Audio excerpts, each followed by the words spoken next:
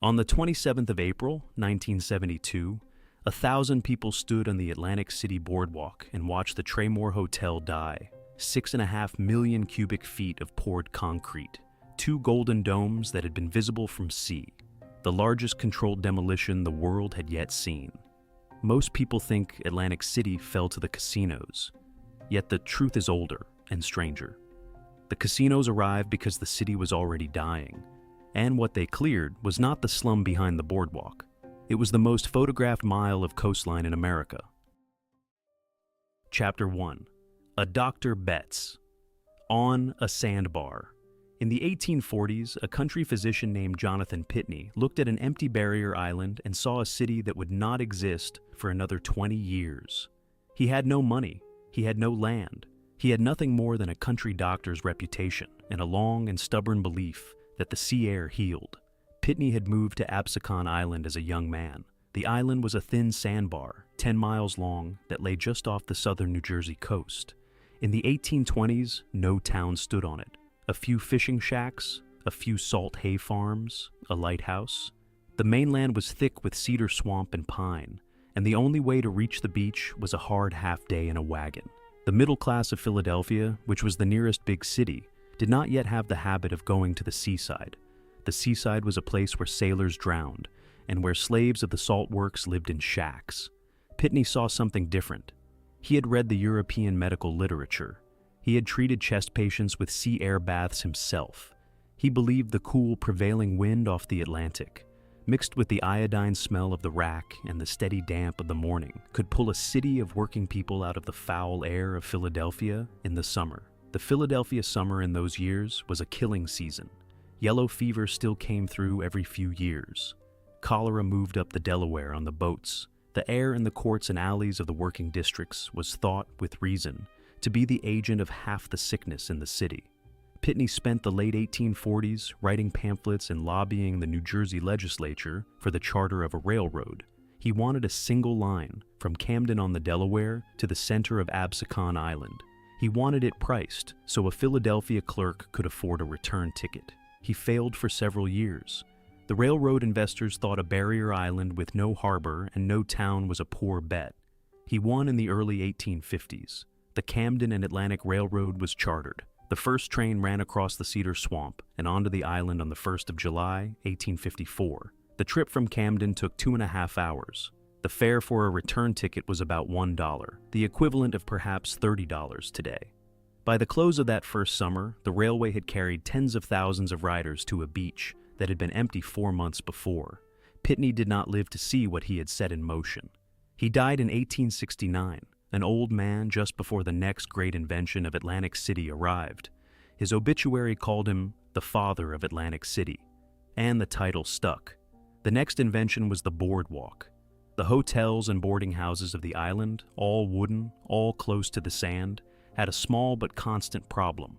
Sand in the lobby, sand in the dining room, sand in the railway carriages that ran back to Camden each evening, swept in on the boots of every guest. A railway conductor named Alexander Boardman and a hotelier named Jacob Keem were the men who came up with the answer. Build a temporary wooden walk from the railway station to the beach, raised above the dune. Make the guests step up onto it as they came out of the train, walk along it to their hotel, and step back down onto it on the way to bathe. The walk could be taken up at the end of the season and stored. The first boardwalk opened on the 26th of June, 1870. It was 10 feet wide, built in 12-foot sections, and ran for about 1.25 miles along the beach. The total cost was about $5,000. It was the first wooden boardwalk anywhere in the world. What Boardman and Keem had built as a sand control device became, almost at once, a social space. The summer visitors strolled it in the cool of the evening. The hotels began to face it rather than the street. The piers, when they were built later, ran out from it over the sea. By the end of the 1870s, the boardwalk was the center of the resort. By the early 1890s, it had been rebuilt 3 times, each time wider and longer, until it ran 4 miles from one end of the city to the other. This was the engine, a railway to a barrier island, a wooden walk above the sand, a city invented for the express purpose of selling a holiday week to a working clerk in Philadelphia. By 1875, Atlantic City had 4,000 people living year-round. By 1890, it had 13,000. By 1900, it had nearly 28,000, and on a peak summer weekend, it could put 200,000 on the beach. An invented city, however, has an awkward question hanging over it from the first day. What does an invented city do when its invention is finished? When the railway is built, and the boardwalk is built, and the hotels are built, what does it become next? The first generation of Atlantic City builders never had to answer the question. They were too busy putting up buildings. The question would only be asked later, by men who arrived after Pitney was dead. Chapter 2. The Builders Who Bought the Air. By 1890, the Traymore had 450 rooms, the railroad ran 250,000 bodies a week, and the air above the sand had become real estate. The first generation of hotels, the wooden ones, were already running out of capacity. A second generation arrived to replace them. The first of the great wooden hotels was the United States Hotel. It opened in 1854, on the same day the railway opened, in a frantic, almost panicked rush. It was 600 feet long, 4 stories high, 600 rooms. It was the largest hotel in the United States when it opened. It was made entirely of wood, and it ran with an uneasy understanding that one bad night with a cigar in the linen room would end it. It survived against the odds for 50 years. The Mansion House, the Brighton, the Surf House, the Congress Hall, the Sheridan, all wooden, all enormous by the standards of their day, came up through the 1860s and 70s. The Brighton in particular was a Philadelphia favorite. The hoteliers, drawn from the same set of Philadelphia and Trenton merchant families that had funded the railway, ran a tight summer trade. The trade ran from June through the first week of September. The rest of the year, the building stood empty or carried a skeleton staff.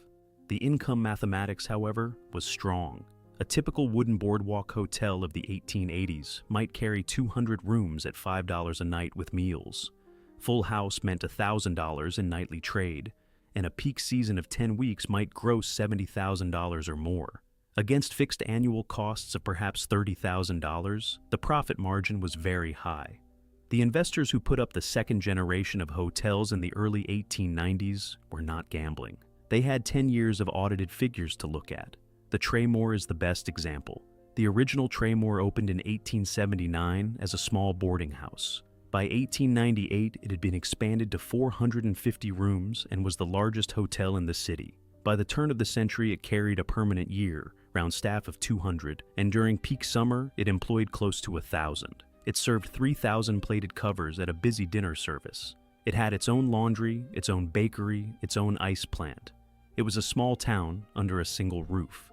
The men who ran these hotels, Daniel White at the Traymore, Josiah White III at the Marlborough, Leeds and Lippincott at the Chalfonte and the Haddon Hall, the Lafferty family at the Boardwalk's elephant-shaped Lucy, were not New York socialites. They were merchants. They were Philadelphia Quakers and Trenton lawyers and country store owners who had bought into the railway in the 1870s and then bought the land they were now building on. They ran their hotels the way they ran their other businesses, quiet, profitable, family-owned.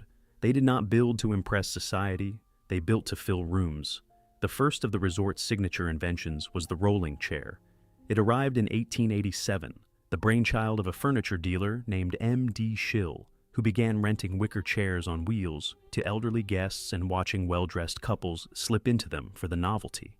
By the early 90s, the rolling chair was the standard way for a respectable visitor to move along the boardwalk, pushed by a uniformed attendant, almost always a black porter, on a few dollars a day in cash and tips. Photographs from the 1890s show the entire length of the boardwalk dense with chairs. There were thousands of them by 1900. The second signature invention was the saltwater taffy. The story is half legend and half marketing.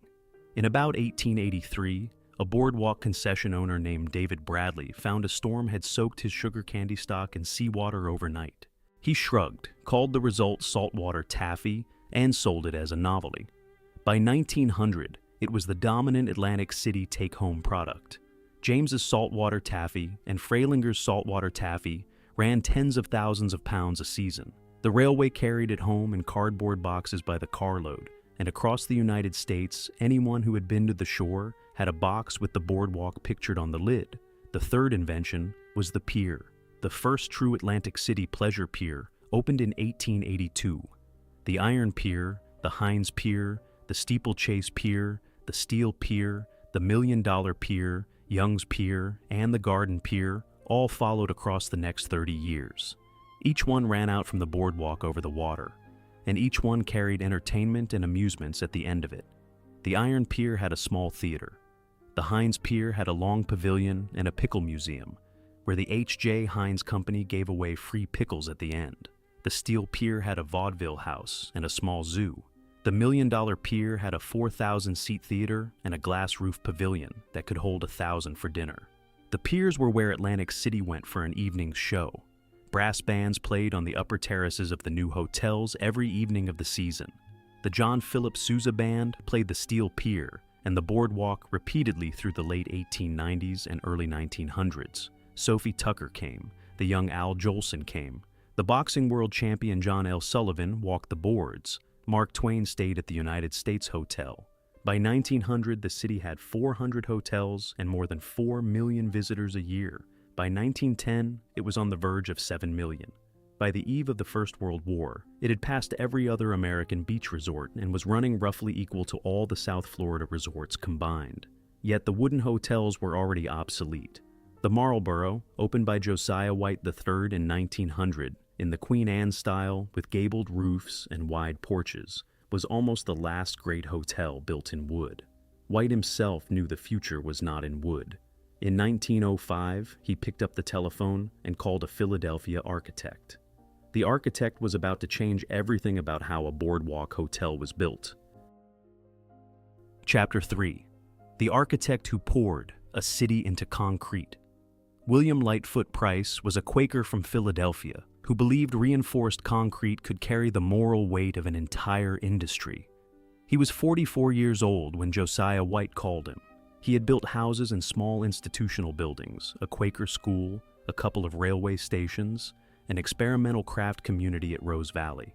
He had never built a hotel. What Price had been working on, quietly in his Philadelphia office, was the use of poured reinforced concrete for tall buildings. The technology was almost new. The first reinforced concrete skyscraper in the United States, the Ingalls Building in Cincinnati, had gone up only in 1903. Most American architects still distrusted the material. They thought it could not carry the loads. They thought it would crack. They thought it could not produce the ornament the Beaux Arts age demanded. Price thought otherwise. He believed concrete could be poured into any shape a plaster mold could be cast in. He believed it could carry any load steel could carry. And he believed, as a Quaker who had watched American cities burn through the late 19th century, that a fireproof hotel was a moral object. White hired Price to design a new wing for the Marlborough. The brief was simple. Match the scale of the original Marlborough wing. Stand on the boardwalk at the corner of Ohio Avenue. Survive a fire. Cost no more than $2 million. Price designed the Blenheim. It was unlike anything that had been built in America. It was a vast reinforced concrete structure with a central rotunda, 2 flanking towers, a series of vaulted public rooms on the ground floor, and 700 rooms above. The exterior was loosely inspired by Spanish and Moorish forms, with shallow domes and round towers, and the central rotunda above the lobby was capped with the largest reinforced concrete dome in America at that time. The shell was poured in stages between 1905 and 1906. The whole hotel was finished within 14 months of the first concrete being poured. When it opened in the summer of 1906, every architectural journal in the United States ran a long piece on it. It was the first reinforced concrete hotel of true grand hotel scale anywhere in the world. It was rated by the National Board of Fire Underwriters as the safest hotel of its size in America. It cost just under $2 million. The Marlborough-Blenheim, as it was now called, was an immediate financial success. Within a year of opening, the Marlborough wing and the Blenheim wing together ran an average occupancy above 80% through the peak summer and above 60% through the shoulder months. The Marlborough had paid for the Blenheim within 4 years. Across the boardwalk, Price's next client was Daniel White, the new owner of the Traymore. White had a much bigger problem than Josiah White III. The Traymore in 1906 was the largest hotel in the city, but it was an aging wooden building. White wanted the same fireproof, monumental reinforced concrete treatment Price had just given the Blenheim, but applied to a hotel almost twice the size. The Traymore Commission ran from 1906 to 1915. It took Price 9 years. He did not knock the existing Traymore down. He built around it in stages, removing wooden sections as the new concrete sections came up beside them. The final building, when it was complete in 1915, ran from the boardwalk inland for a full block, rose 11 stories above the sand, and crowned itself with 2 golden domes that were visible from the deck of a steamer a mile out at sea. The Traymore was the masterpiece of the Atlantic City Boardwalk. It was, in its way, the masterpiece of American boardwalk architecture, full stop. The shell carried roughly 6.5 million cubic feet of poured concrete, the largest single concrete pour of any private building in the United States at the time. It carried 640 rooms. It had its own gas plant, its own coal handling system, its own laundry, its own bakery. The dining room on the top floor seated 1,200. The submarine grill on the basement level was fitted out as the interior of an ocean liner. The other boardwalk operators followed. The modern Chalfonte, designed by the Philadelphia architect Addison Hutton, had already opened on the 2nd of July, 1904. It was 8 stories of red brick and was, at the moment of opening, Atlantic City's first true skyscraper. It cost $1 million. The Haddon Hall, the operation of Leeds and Lippincott across North Carolina Avenue, was rebuilt in stages through the 1920s as a 15-story reinforced concrete tower. The 2 hotels were eventually joined by a skyway across the avenue, forming a single complex of 1,000 rooms. The Dennis Hotel, the Shelburne, the Brighton, the Ambassador, the Mayflower, the Madison, the President, all rebuilt themselves in the same fireproof concrete and brick idiom across the 1910s and 1920s. The last and tallest of the great boardwalk hotels arrived on the 21st of June, 1921, the Ritz-Carlton. The architects were Warren and Wetmore of New York. They were the firm that had designed Grand Central Terminal 8 years earlier. The Ritz-Carlton was a 21-story Beaux Arts tower with marble lobbies, bronze fittings, gilded ceilings, and a ballroom that could hold 700 for dinner. It cost $6.25 million. It was the most expensive hotel of its size ever built in the United States. It was designed deliberately to bring the Park Avenue Grand Hotel idiom to the Atlantic City Boardwalk. By the end of 1921, every great boardwalk block from Main Avenue to Texas Avenue carried a major reinforced concrete or brick hotel. The skyline, looking at it from a steamer at sea, ran from Boardwalk Hall in the north, down past the Traymore, the Ambassador, the Marlborough-Blenheim, the Dennis, the Chalfonte Haddon Hall, the Brighton, the Shelburne, the Ritz-Carlton. The Claridge would arrive 10 years later, and back south to the President. It was the densest concentration of grand hotel architecture in the world outside Manhattan. It was also a system that, behind the painted concrete and the marble lobbies, ran on a labor force the photographs were careful not to show. Chapter 4. 95% of the workers were black. Behind every famous photograph of the boardwalk in 1920 was a labor force the photographs were carefully arranged not to show. The figure historians of Atlantic City agree on, drawn from contemporary hotel association data and from the United States Census, is that roughly 95% of the resort's hotel and service workforce in the years before the Great Depression was African American. The figure is staggering. It means that almost everyone who carried a bag in the Traymore lobby, who waited a table in the Ritz-Carlton dining room, who washed a sheet in the Marlborough-Blenheim sub-basement laundry, who made the beds in the Chalfonte, who poured coffee at the Steel Pier coffee shop, who pushed a rolling chair along the boardwalk on a summer evening, was black. The white guests saw the city as a sea of friendly black faces, all of them in uniform. The wages were resort wages. A typical chambermaid in the Traymore in 1910 earned about $1.50 a day, plus board and a shared room.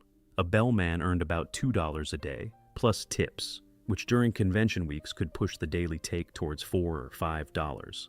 A railway porter on the Pennsylvania Railroad line that brought the guests in earned between $60 and $75 a month, plus tips. The white guest at the Ritz-Carlton was paying $10 to $25 a night for a room.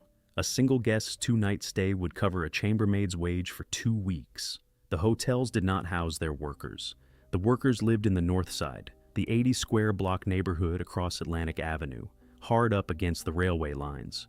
The North Side was bounded roughly by Atlantic Avenue on the south, Absecon Boulevard on the west, the Back Bay on the north, and Connecticut Avenue on the east.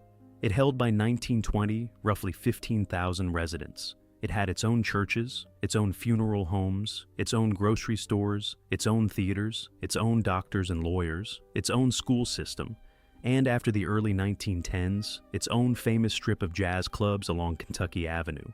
The segregation was not, strictly speaking, written into law. New Jersey was a free state, had never had statutory segregation in the manner of the South, and Atlantic City had elected black members to its city council as early as the 1870s. What it had instead was an enforced custom. The hotels did not, after about 1900, accept black guests. The white beaches, particularly the beach in front of the Boardwalk Hall block and the beach in front of the Traymore, were policed informally against black bathers from the early 1900s onward and were closed to them entirely by the early 1920s. The black bathing beach was a stretch known as Chicken Bone Beach, between Missouri and Mississippi Avenues. It was crowded. It was, by all surviving accounts, joyful. It was also separate. Inside the hotels, the same custom held. The black staff used separate corridors, separate lifts, separate dining rooms, separate locker rooms. They came in at the back, off the railway sidings, and they left at the back before midnight if they could. Yet the North Side, in cultural terms, ran a parallel city that, in some respects, matched anything the white city offered. Kentucky Avenue in the 1920s carried Smiles Steakhouse, the Paradise Cafe, the Wonder Bar. The Club Harlem opened later, in 1935, on a different stretch, and ran into the early 1970s as one of the great black jazz clubs of the United States. Louis Armstrong played the Club Harlem, Sammy Davis Jr. played the Club Harlem, Dizzy Gillespie played the Club Harlem. Some of the great late-night jam sessions of post-war American jazz happened on Kentucky Avenue, with the audience drawn equally from the black community of Atlantic City and from white hotel guests, slipping across the line for the music. The black professional class grew in the same period. Dr. George Walls ran a North Side practice from the early 1910s. Attorney George Mingo took office space on Atlantic Avenue. Reverend William Truss ran one of the largest churches in the city, the Mount Zion AME, and was a power broker. Florence Valore Miller, who later became one of the first black women to serve on a Republican county committee in New Jersey, came out of this generation. They were a community that knew, with no illusions at all, that the white surface of Atlantic City was built on their labor. The Great Depression hit the North Side harder than it hit the white city. Tipping fell. The chambermaid lost her $1.50 a day. The bellman went home for the afternoon. By 1933, unemployment in the North Side was over 40%. The grand hotels carried on, with reduced staff and lower wages. After the Second World War, the situation began to change in two directions at once.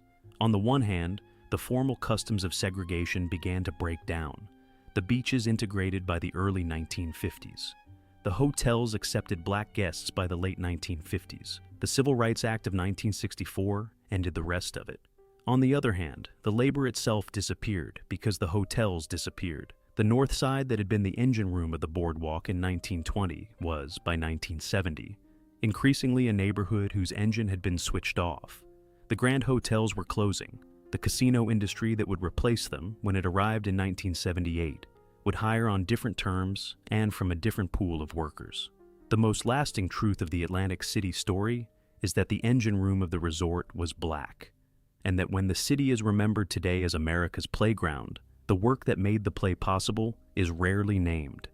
The North Side is one of the great untold communities of American history. The surface, however, had its own story to tell, and in the center of that story stood a single man. Chapter 5.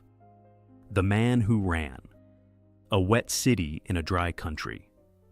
From a 9th-floor suite at the Ritz-Carlton, Nucky Johnson ran Atlantic City for 28 years without ever once being elected mayor.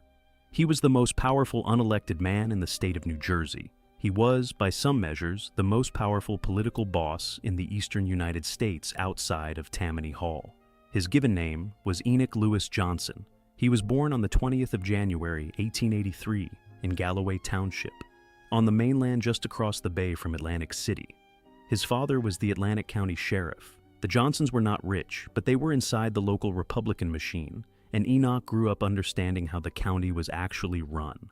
He was tall, well over 6 feet, broad-shouldered, and as a young man he had a knack for the kind of friendly menace that worked on a small-town courthouse step. He moved into county work in his early 20s. By 1909, at 26, he had taken over from his father as Atlantic County Sheriff. By 1913, at 30, he had moved across to a much more interesting job, the county treasurer's position, which gave him unrestricted access to the county's purchasing accounts and to every contract the county let. The Republican machine in Atlantic County had been built in the 1890s by a boardwalk operator and undertaker named Louis Quainley.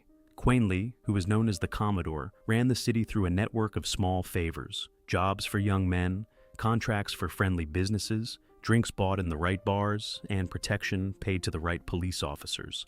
When Quainley was indicted on electoral fraud charges in 1911 and went briefly to jail, Nucky Johnson stepped quietly into the empty chair. By 1913, the machine answered to him. What Johnson built between 1913 and 1941 was an integrated city. The Atlantic City he ran was, in his own often quoted phrase, wide open. Liquor flowed. Prostitution operated openly out of dozens of houses, particularly along Tennessee Avenue. Gambling, illegal under New Jersey law, ran in back rooms of every boardwalk hotel. Vice generated cash. Johnson took a percentage of every dollar of vice cash in the city, and that percentage, by the middle of Prohibition, was running at roughly 30% of the gross. Prohibition arrived on the 17th of January, 1920, when the 18th Amendment took effect. For most of the United States, the next 13 years were either dry or quietly soaked. For Atlantic City, Prohibition was, in Johnson's own phrase, a dead letter. The city ran wet from the day Prohibition began to the day it ended. The Ritz-Carlton served champagne at lunch. The Traymore served whiskey at dinner. The Marlborough-Blenheim served cocktails in the rotunda. The Steel Pier bars served beer. The runners came in from Long Island and Rhode Island and from the Bahamas. The boats unloaded at the inlet at 3 in the morning. The police, on Johnson's payroll, did not see them. The take, by the late 1920s, was extraordinary. Contemporary estimates of Johnson's personal cut, from liquor, prostitution, and gambling, combined, ran between $500,000 and $1 million a year. By comparison, the county treasurer's official salary was around $6,000 a year. Johnson lived on the unofficial money. He kept the 9th floor of the Ritz-Carlton as his permanent suite. He drove a sky blue Rolls-Royce, the only one in New Jersey at that point. He kept a $1,000 bill folded in his pocket for casual tips. He bought drinks for every journalist who came to interview him, and he bought favors for every senator and governor who passed through. The photographs of him show a heavy-faced, well-dressed man with a thin smile and very still eyes. In February of 1929, the St. Valentine's Day Massacre took place in a Chicago garage. 7 men working for the Bugs Moran organization were lined up against a wall and shot dead with Thompson submachine guns by men disguised as police, almost certainly working for Al Capone. The American press exploded. The federal government, which had been content to ignore the bootleg trade as a state-level problem, began to come under pressure to act. 3 months later, in May 1929, Nucky Johnson hosted what became known as the Atlantic City Conference. The conference is one of the most important moments in the history of American organized crime. Al Capone of Chicago came. Lucky Luciano of New York came. Meyer Lansky came. Frank Costello came. Bugs Moran sent a representative. Johnny Torrio came. Abe Bernstein of the Detroit Purple Gang came. Roughly 30 senior figures of the American bootleg trade gathered, mostly in the Ritz-Carlton and the adjacent President Hotel. Johnson presided. He was not a member of any of their organizations. He was the neutral host. He provided protection, suites, women, and meals for the entire delegation for 3 days. In exchange, the delegates agreed a set of territorial accommodations, a profit-sharing arrangement on bootleg liquor, and an end to the intergang shooting that was forcing federal action. The Atlantic City Conference is now understood by historians of organized crime as the founding meeting of what would later become the American Mafia Commission System. It happened on Johnson's boardwalk, in a hotel where he kept the 9th floor. His fall, when it came, was slow. President Hoover signed off a federal investigation in 1930. The Internal Revenue Service began to subpoena Atlantic County bank records in 1934. Johnson, who had treated tax filings with the same contempt he had treated electoral law, found that the federal government was the one body he could not buy. The grand jury indictment came down in May 1939. It charged him with $125,000 of unpaid federal income tax. The trial ran in July 1941. He was convicted on the 3rd count. The sentence was 10 years in federal prison and a $20,000 fine. He served 4 years at Lewisburg. He came out in August 1945, 62 years old, a tired man. He never ran the city again. He married late, lived quietly, and died in a Hamilton nursing home on the 9th of December, 1968, at 85. By the time of his death, the city he had run for 28 years was already starting to come down. Chapter 6. The Last Perfect Summer. In the summer of 1929, 250,000 people walked the boardwalk on a peak weekend, and none of them knew it would be the last time. The numbers from that summer are some of the most remarkable in American resort history. The Boardwalk Hall block alone could put 80,000 people on the beach in front of it on a Saturday afternoon. The Steel Pier sold roughly 30,000 admissions a day at peak. The $1 Million Pier sold 20,000. The combined hotel capacity of the boardwalk by July 1929 was about 50,000 rooms. With the rooming houses and the apartment lets folded in, the city could put up close to 150,000 people on a peak summer weekend. The Traymore was running at 90% occupancy. The Marlborough-Blenheim was running at 85%. The Ritz-Carlton, which had opened only 8 years earlier, was running at full booking through July and August. The Chalfonte Haddon Hall complex was running over 90%. Even the older wooden survivors, the rebuilt Mansion House and the Brighton, were full. The piers were the city's evening. The Steel Pier, 2,298 feet of timber and steel extending into the Atlantic, ran what it called the showplace of the nation. It had 2 cinemas. It had a music hall that could hold 3,000. It had a vaudeville theater and a ballroom and a small zoo. And it had, at the seaward end, the Diving Horse. The Diving Horse was an act unlike anything else in American entertainment. A young woman in a one-piece swimsuit climbed a ramp to the top of a 40-foot wooden tower. A horse climbed the ramp behind her. At the top, the woman swung onto the horse's back. A trainer released a wooden barrier in front of them, and the horse, trained over months, leapt from the platform into a tank of water 22 feet across and 12 feet deep. The crowd, packed onto the pier and along the boardwalk below, watched the splash. The act ran twice a day through the summer of 1929. It had begun in the 1880s out west. It would continue in much reduced form until 1978. Today it is one of the few images of old Atlantic City everyone still recognizes. The $1 Million Pier, run by John Young, carried a 4,000-seat theater and a glass-roof pavilion. It hosted John Philip Sousa's band annually through the 1920s. It hosted Sophie Tucker. It hosted the Ziegfeld Follies. Captain Young himself, a flamboyant figure who had made his money in fishing nets and then converted his fortune into the pier, lived in a small Italianate house at the end of the pier itself, addressed simply as Number 1 Atlantic Ocean. The hotels held their own parties. The Marlborough-Blenheim Central Rotunda hosted 3 weddings on the average Saturday of June 1929. The Ritz-Carlton Ballroom hosted the Miss America pageant after dinner. The Traymore Submarine Grill, fitted out as the dining room of an ocean liner, served 1,000 covers on a Saturday night. The Steel Pier Ballroom hosted the big bands. Paul Whiteman played the Steel Pier in 1929. Duke Ellington played the Marlborough-Blenheim. Sophie Tucker played the Ritz-Carlton. Marlene Dietrich stayed at the Traymore that summer. John Philip Sousa stayed at the Marlborough-Blenheim. Mary Pickford stayed at the Ritz-Carlton. Babe Ruth stayed at the Ritz-Carlton, where he reportedly drank 3 quarts of champagne at a single dinner and was carried back to his room by the bellman. Jack Dempsey stayed at the Ritz-Carlton and trained for fights on the beach. President Calvin Coolidge stayed at the Ritz-Carlton in 1927 on the famous Boardwalk Address. The whole American star system passed through Atlantic City between June and Labor Day. It was the highest moment of the city. The boardwalk skyline was complete. The piers were full. The trains ran every 20 minutes from Camden and from Philadelphia. The hotels were profitable. The North Side ran its own world. Nucky Johnson ran the city from the 9th floor of the Ritz-Carlton. The American newspaper photograph of the summer of 1929, taken from the top of the Traymore looking south along the boardwalk, shows the densest urban beach scene in the world at that moment. Then came October. The stock market crashed on the 29th of October, 1929.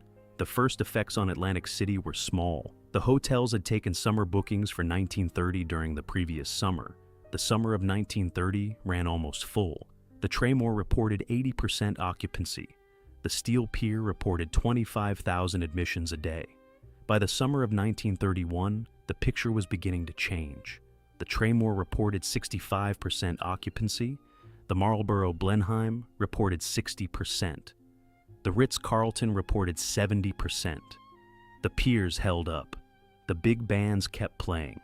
By the summer of 1932, the picture had changed completely. The Traymore had fallen below 40% occupancy. The Marlborough-Blenheim had fallen below 50%. The Steel Pier admissions were down to 12,000 a day. The Ritz-Carlton ran the Miss America pageant at half its previous attendance. Several smaller hotels closed. 2 went into receivership. The peak was over. It had lasted, depending on where you count from, somewhere between 7 and 12 years. Atlantic City, the world's playground, would never again carry the trade it had carried in the summer of 1929. What it had not yet realized was that the crash was not its real enemy. The real enemy was still 20 years away, in a small machine that cooled a Philadelphia bedroom. Chapter 7. What Air Conditioning Did. 2. A Beach Town. A small machine that cooled a Philadelphia bedroom in 1951 killed a resort that had taken 80 years to build. The Carrier Company sold its first affordable home air conditioner in 1931. Through the 1930s, the unit was a luxury, found in cinemas and department stores rather than houses. After the Second World War, the price fell. By 1947, a working-class Philadelphia family could buy a window unit for $250 on an installment plan. By 1951, the Sears Roebuck catalog carried a Carrier unit for $190. By 1955, almost 1 in 5 American families had at least one air conditioner in the house. The result for Atlantic City was catastrophic. The original commercial proposition of the resort had been the simple one Pitney had stated in 1845. A working family in Philadelphia could escape the foul air of the summer city by taking the train to Atlantic City, where the cool prevailing wind off the Atlantic provided a free natural cooling unit for the whole resort. That proposition had stood unchallenged for 80 years. By 1955, it had collapsed.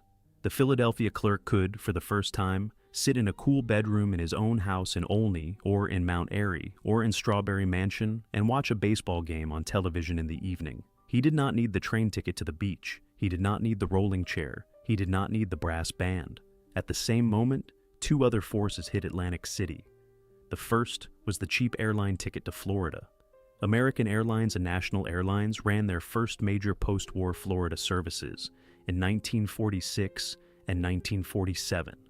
By the early 1950s, a working-class family in Philadelphia could fly to Miami for $100 return, stay in a small motel for $30 a week, and swim in water that was warm in March. Atlantic City could not compete on water temperature. The Atlantic in March off New Jersey is 42 degrees Fahrenheit. The Atlantic in March off Miami Beach is 72. The second was the suburban swimming pool. After about 1950, every middle-class subdivision built in the United States began to put in a community pool or a series of private back garden pools. The Levittown developments outside Philadelphia and New York had community pools by 1952. By 1960, the typical middle-class American family was within easy driving distance of a pool, and many were within walking distance. The third was the Garden State Parkway. The parkway was built in stages between 1947 and 1957. It ran the full length of New Jersey, from the New York state line at Montvale to Cape May at the southern tip. It passed Atlantic City about 10 miles inland. The intention of the planners had been to bring the New York and northern New Jersey market into Atlantic City more easily. The effect was the opposite. The Parkway made it equally easy to drive past Atlantic City to the cleaner, family-oriented beaches further south: Wildwood, Ocean City, Cape May. By the early 1960s, the southern Jersey Shore was the family choice, and Atlantic City was the day trip for the older crowd that remembered when. The grand hotels reacted slowly. The Traymore ran a major refurbishment in 1952 and bought air conditioning units for its top 3 floors. The Marlborough-Blenheim refurbished the lobby in 1954. The Ritz-Carlton sold off some upper floors as long-term residential apartments. The Chalfonte was converted partly to a nursing home as early as 1957. The Brighton went into receivership in 1960. The newspapers began to write about it. In August 1964, the Democratic National Convention came to Atlantic City. President Lyndon Johnson was nominated at Boardwalk Hall. The convention was meant to be a showcase: 2,000 delegates, 10,000 journalists, the network television cameras. What the journalists saw when they walked off Boardwalk Hall and turned a block inland was a slum. The grand hotels behind the convention block had peeling paint and broken neon. The side streets had abandoned wooden boarding houses. The north side had high unemployment and decaying infrastructure. The Pittsburgh Press, the Chicago Tribune, the Washington Post all ran damning pieces. The Saturday Evening Post called it the dying queen of the resorts. By the late 1960s, the picture was very clear. The Traymore had been converted on its lower floors to a residence for welfare tenants. The Brighton was empty, the Shelburne was empty, the Mayflower was a state-run nursing home, the Ambassador was empty. The Marlborough wing of the Marlborough-Blenheim ran year-round at 30% occupancy. The Blenheim wing, the city's architectural masterpiece, was kept open as a kind of museum, but ran at a serious loss. Tom Wicker of the New York Times wrote a famous piece in 1971, which he called Atlantic City a city that had committed suicide and was waiting for someone to find the body. What was about to find the body was a wrecking ball. Chapter 8. The Day Atlantic City Watched the Traymore Die. On the 27th of April, 1972, the contractor Jack Loiseau pushed a plunger, and 6.5 million cubic feet of concrete fell into the sand. The Traymore was already empty. The hotel had closed permanently in 1970. The owners, who had been running it at a loss for the last several years of its life, had sold the site to a development consortium that planned an apartment tower and a small marina. The consortium had hired Jack Loiseau of Loiseau Brothers, the man who had effectively invented modern controlled urban demolition, to bring the building down in stages. Loiseau had drilled the building for 10 weeks. He had set explosive charges in every fourth column of the structural frame. He had planned 4 separate implosions, each bringing down a section of the building over 4 successive Sundays. The first implosion was set for 10 o'clock on the morning of the 27th of April. 1,000 people, perhaps 2,000, gathered on the boardwalk that morning. Local news cameras, the press of Atlantic City, the Philadelphia Inquirer, network newsreel crews from New York. The crowd was hushed when Loiseau's countdown began. At 0, a long, low boom rolled along the boardwalk. The seafront wing of the Traymore shivered for perhaps 3 seconds, then folded slowly into itself in a great brown cloud of pulverized concrete. The 2 golden domes, which had been visible from out at sea since 1915, fell sideways and then disappeared into the dust. The remaining structure stood for a moment, then leaned and fell into the same cloud. The crowd was silent for several seconds after the dust began to settle.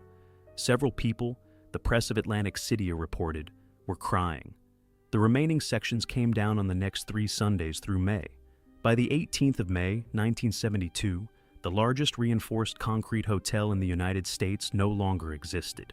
It had stood for 57 years. The Traymore implosion held the Guinness World Record for the largest controlled demolition for several years. Photographs of the dust cloud ran on the cover of Life magazine. The New York Times ran a long editorial regretting the loss. The Society of Architectural Historians, founded only 32 years earlier, had been campaigning quietly for the building. They had lost. There had been no money. The apartment tower the consortium had planned for the site was never built. The land sat empty for several years. It is today the surface parking lot and the extended apron of Boardwalk Hall. The Traymore was the first. It was not the last. The shell burn came down in 1978. The hotel had been closed since 1974. The site was needed for a parking deck for the new Caesars Casino. The demolition was conventional, by wrecking ball over 3 weeks in March.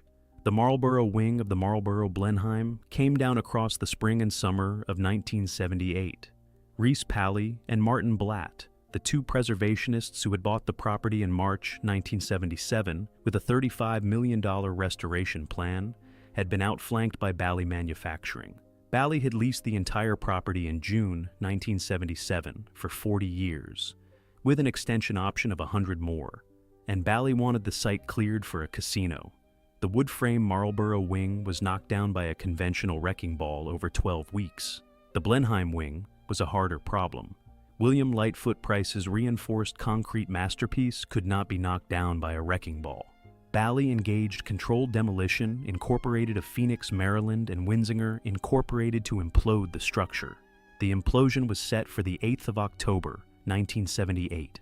A preservation group, Save the Blenheim, had been fighting in the courts since the announcement of the demolition in 1977. On the 6th of October, 2 days before the implosion, the group won a temporary stay of execution from a federal judge in Newark for the Central Rotunda. The Seaside Rotunda, which contained Price's great reinforced concrete dome, was to be separated from the rest of the hotel and preserved as a historical monument. The implosion went ahead on the 8th of October for the 700-room main body of the Blenheim. The rotunda was left standing on the sand, separated from the rest of the building by a deep cut through the concrete. Photographs of the moment show the dome on its own at the edge of the boardwalk, the rest of the hotel a heap of rubble behind it. The preservation victory lasted 3 months. In December 1978, the Department of the Interior reviewed the temporary listing and concluded that, since the rest of the hotel was already gone, the listing had become moot. The stay was lifted. Controlled Demolition Incorporated finished the dome on the 4th of January 1979. Bally's Park Place opened on the cleared site on the 3rd of December 1979. The Chalfonte Tower, the city's first true skyscraper, was demolished in 1980. Resorts International, which had taken over Leeds and Lippincott, wanted a parking lot. The Brighton came down in 1980. The Ambassador had come down in 1972 for new development that never arrived. The Mayflower had come down in 1974. By the start of 1981, the great Atlantic City Boardwalk had been almost entirely cleared of its pre-war grand hotels. The Claridge survived because it had been picked up by a casino developer in 1980 and reopened in 1981 as a hotel casino. The Ritz-Carlton survived because, in 1982, a residential developer converted it to condominiums. The Dennis wing of the old Dennis Hotel survived because Bally folded it into Bally's Park Place as a hotel block. Everything else was gone. In the place of the lost hotels, a different architecture began to rise. Chapter 9. The Bet That Was Already Late. On the 26th of May, 1978, Resorts International opened the first legal casino in the eastern United States, and the city had no idea it was buying borrowed time. The proposition behind the casino bet had a certain logic to it. Atlantic City had no industry except holiday tourism, and holiday tourism had been falling for 20 years. The casinos of Nevada had grown from a small Las Vegas strip in the 1940s to a billion-dollar industry by the 1970s. If New Jersey legalized gambling, the argument ran, Atlantic City could compete with Las Vegas for the East Coast market. The casinos would pay for themselves, generate property tax, provide jobs, and pull the city out of the slum it had become. The first attempt at legalization came on the 5th of November, 1974. A statewide referendum on legalized gambling, sponsored by Governor Brendan Byrne and a coalition of casino interests, was put to the New Jersey voters. It would have allowed casinos anywhere in the state. It failed catastrophically. About 60% of voters rejected it. It carried in only 2 of New Jersey's 21 counties. The second attempt was narrower, the November 2nd, 1976. Referendum proposed to allow casino gambling only inside the corporate limits of Atlantic City. The opponents of the first attempt had argued rightly that the first measure would have brought casinos to every county. The second measure made the bet local. The referendum passed by a slim margin. The yes vote was about 1.5 million. The no vote was about 1.14 million. The margin was around 400,000 votes. Resorts International, an investment company chartered originally in 1968, had been quietly preparing for this moment since the early 1970s. The company had acquired the Leeds and Lippincott Company, which owned the Chalfonte Haddon Hall complex. It had paid for major advocacy on the 1976 referendum. When the referendum passed, resorts had a property in hand and a working capital base ready to convert it. The first casino, Resorts International, opened on the 26th of May, 1978, inside the converted Haddon Hall portion of the complex. 60,000 people came on the opening day. The casino floor took in a reported $500,000 in the first 12 hours. Within 3 months, it was the most profitable casino in the world per square foot. The success of Resorts was, in the short term, transformational. 5 years earlier, the boardwalk had been emptying. Now, it was filling again, with day trippers off the new casino buses from Philadelphia, New York, and Washington. The trade was different. The new visitor stayed 6 hours rather than 6 days. The new visitor did not need a hotel room. The new visitor needed only a casino floor, a slot machine, a bar, and a bus seat home. The hotels followed quickly.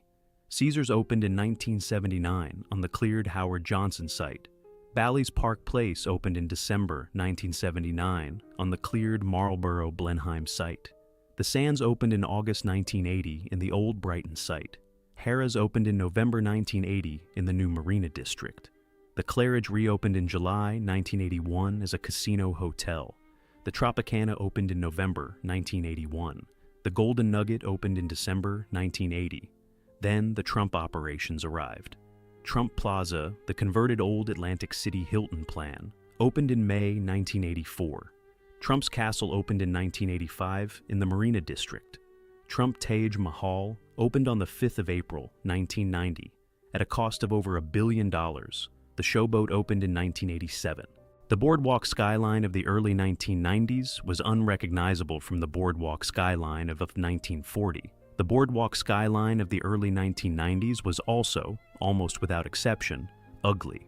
The new casinos were postmodern in style, heavy in tinted glass and aluminum, oriented inward toward the gaming floor rather than out toward the sea. Many of them faced parking decks rather than the boardwalk. The boardwalk, between the new casino blocks, ran past blank walls. Atlantic City casino revenue climbed steadily through the 1980s. By 1990, it was about $3 billion a year. By 2000, it was about $4.3 billion. By 2006, it peaked at $5.2 billion. That same year, 2006, something happened that the Atlantic City planners had not adequately prepared for. The state of Pennsylvania, which sits directly across the Delaware from Philadelphia and is the largest single-source market for Atlantic City, licensed its first slot parlor. Within 2 years, Pennsylvania had 11 casinos. By 2010, Pennsylvania casino revenue was running at $3 billion a year and rising.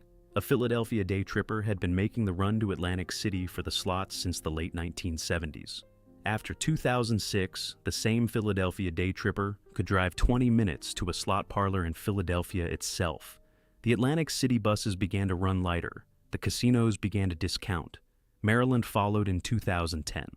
Delaware expanded in 2012.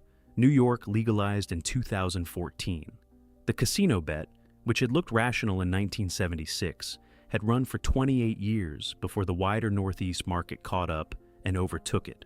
By the early 2010s, Atlantic City was no longer a competitive gambling market. It was simply one of many, and not the cheapest, not the closest, and not the newest. The bill came due in 2014. Chapter 10. The Year 4, Casinos Closed. In 2014, the city that had bet everything on gambling watched 4 of its casinos close inside 9 months. The first to go was the Atlantic Club Casino, which closed on the 13th of January 2014. The casino had been the converted Golden Nugget building. It was no longer profitable. It had 1,900 employees. They were given less than a month's notice. The closure put on the market a property the company had bought in 2013 for just a few $1 million at auction. The second was the Showboat. The Showboat had opened in 1987 on a New Orleans riverboat theme. By 2014, it was owned by Caesars Entertainment. Caesars, which also owned Caesars Atlantic City, Bally's Atlantic City, and Harrah's Atlantic City, had concluded that the Showboat was still profitable, but was sucking customers from its other 3 Atlantic City properties. In a striking decision, Caesars closed a profitable casino on the 31st of August, 2014, to reduce supply in a saturated market. 2,140 workers lost their jobs. The third was Revel. Revel was the youngest of the Atlantic City casinos. It had opened in April 2012 at a construction cost of $2.5 billion, the most expensive casino ever built on the East Coast.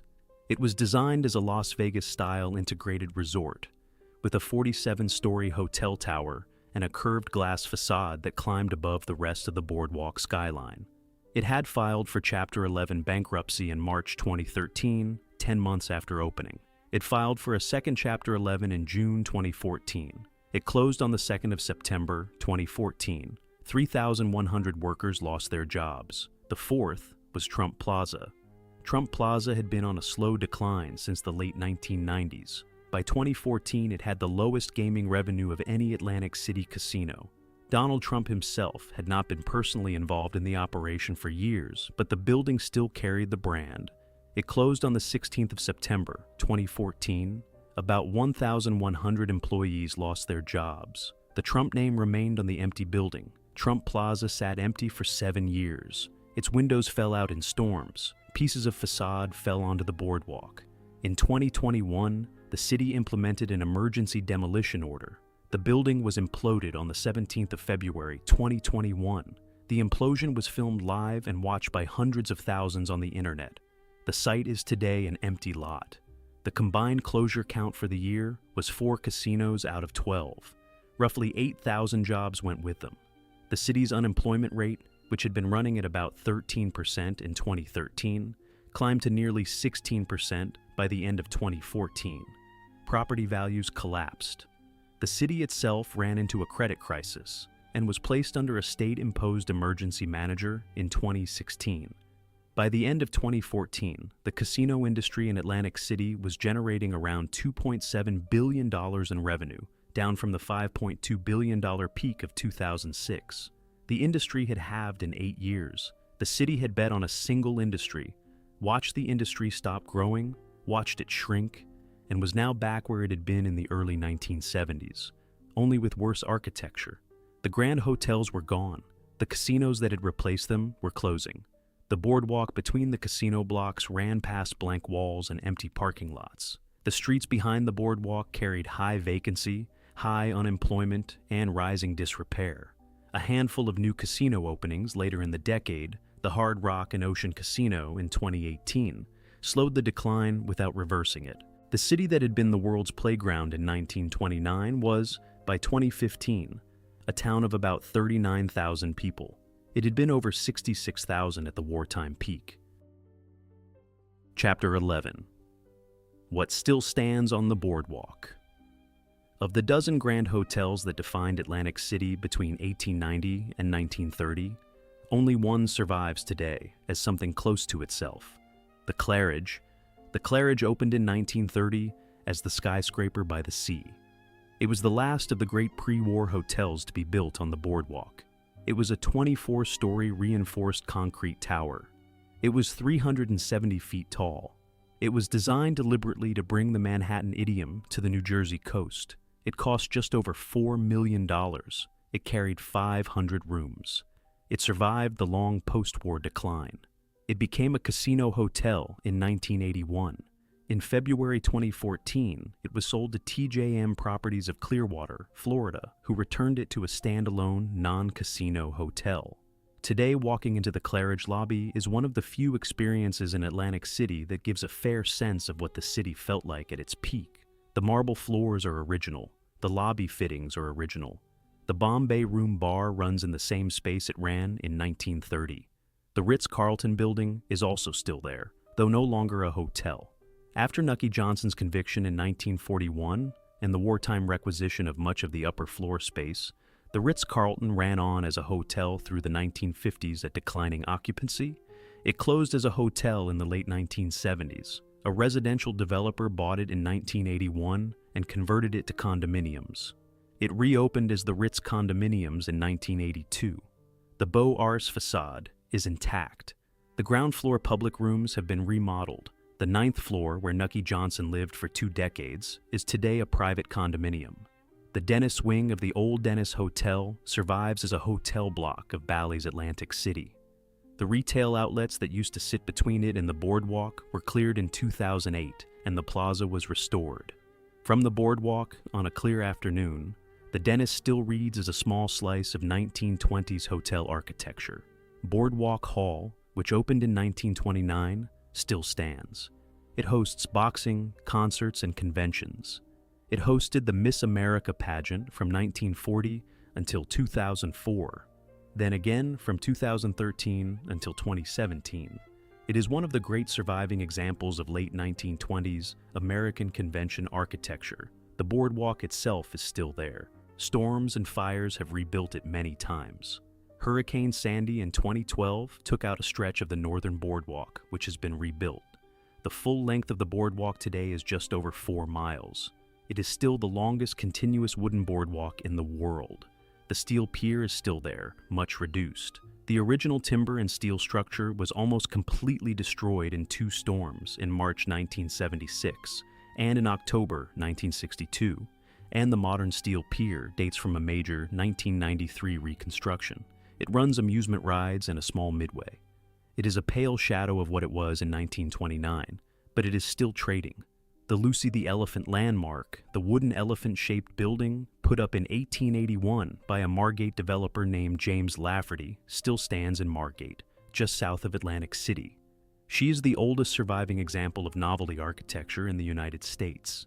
Everything else of the Great Boardwalk era is gone. The Traymore site is a surface parking lot adjoining Boardwalk Hall. The Marlborough-Blenheim site carries Bally's Park Place.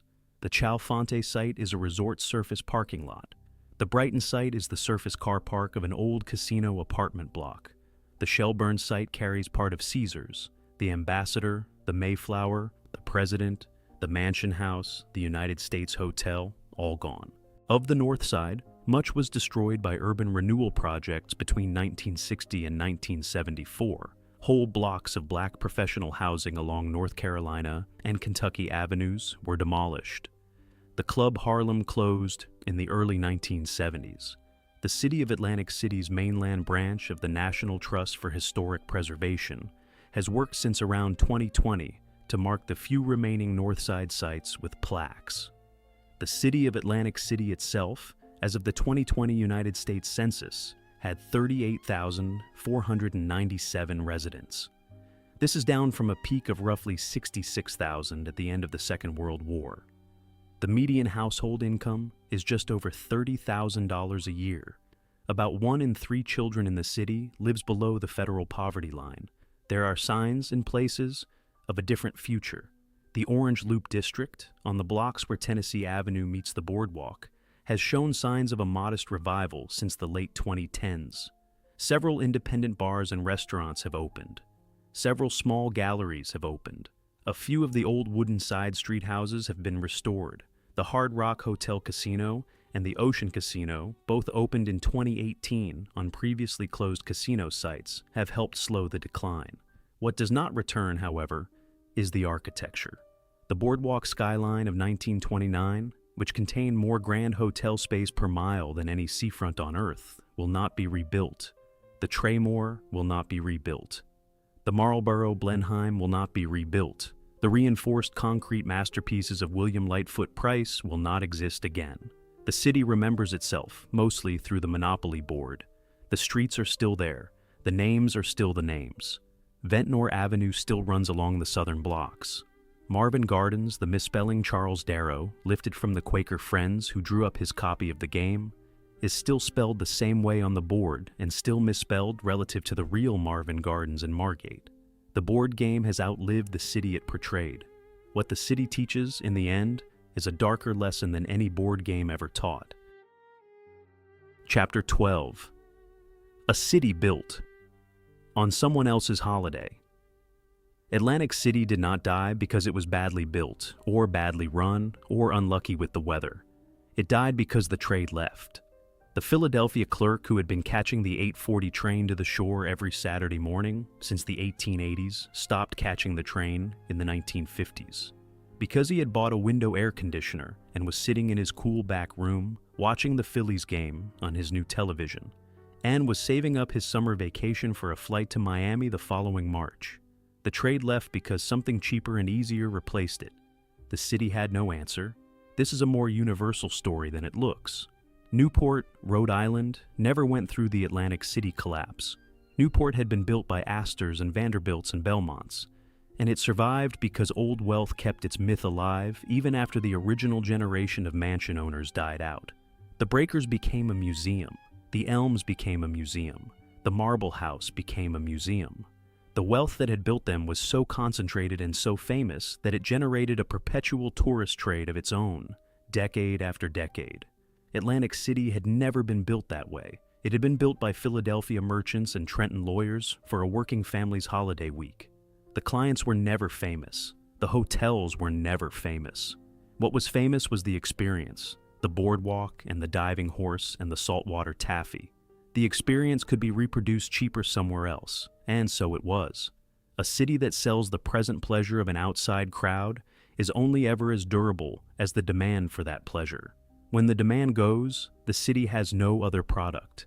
The buildings, however beautiful, however expensive, however original in their engineering, cannot save it. The grandest reinforced concrete hotel in the world, the Blenheim, lasted only 72 years. The largest reinforced concrete hotel ever built privately in the United States, the Traymore, lasted only 57. The Ritz-Carlton, the Park Avenue Grand Hotel, transposed to the Jersey Shore, lasted only 61 years as a hotel. What followed the loss of demand was a doubling down. The city placed an enormous bet in 1976 that casinos would replace the missing holiday trade. The bet had a logic to it. It produced for almost 30 years a real industry. It generated $5.2 billion of revenue at peak. It built a new skyline. The new skyline was uglier than the old, but it stood, and it provided thousands of jobs. It is fair, looking at the years between 1978 and 2006, to say that the casino bet worked. What the casino bet did not do was diversify the city.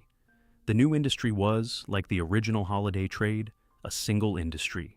When Pennsylvania licensed its first slot parlor in 2006, the bet began to come apart, in exactly the same way the original holiday trade had come apart in the 1950s, when home air conditioning and the airline ticket to Miami arrived.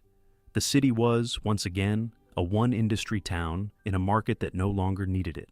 By 2014, 4 of 12 casinos had closed. The Traymore site is today a surface parking lot. On a clear day, standing at the edge of the boardwalk at New York Avenue and looking east toward the sand, it is hard to imagine that the largest reinforced concrete hotel in America once stood here, that 2 golden domes were visible from a mile out at sea, that 1,000 staff served 3,000 dinners a night on the upper floor, that Marlene Dietrich slept in a room on the 7th floor, and that Babe Ruth drank 3 quarts of champagne in the Submarine Grill on the basement level. The asphalt is gray. A few cars sit in it. The wind off the Atlantic still smells of salt. What Atlantic City teaches is that the most beautiful buildings on Earth can be cleared inside a single decade once the demand is gone. The city did not lose its hotels to fire, or to flood, or to war. It lost them to a small machine that cooled a Philadelphia bedroom, and then to an airline ticket that priced a Florida holiday within a working family's reach, and then to a casino industry that needed floor space for slot machines, and did not need a vaulted concrete rotunda by William Lightfoot Price. The buildings went because the buildings were no longer useful for what the city had decided to be next. It is tempting to call this a tragedy. It is more accurate to call it a parable. Atlantic City is the clearest American example of what happens to a city that has sold a single product to a single market for a single century, and then watches the product become obsolete in the space of one working life. The wind off the Atlantic still blows clean. The boardwalk still runs 4 miles. The Claridge still stands. A few survivors are scattered through the side streets. The city is not over. Around 40,000 people still live in it. The Orange Loop is slowly bringing back a kind of urban street life on a few blocks. There are people still working, still raising children, still walking the same wooden planks Alexander Boardman and Jacob Keem laid down in the summer of 1870. What is over is the Grand Hotel skyline. What is over is the place in the American imagination Atlantic City, held between the 1890s and the 1920s. What is over is the world's playground. The work that made the play possible is mostly forgotten. The buildings that hosted the play are mostly gone. The Monopoly board is the most accurate surviving map. And the next time anyone passes the old Traymore site in a car, looking out at the parking lot where the largest reinforced concrete hotel in the United States once stood, the question worth asking is not why Atlantic City was lost. The question worth asking is what city, anywhere in the United States, is next. Because every city built on the pleasure of an outside crowd, sooner or later, has the same conversation about a small new invention.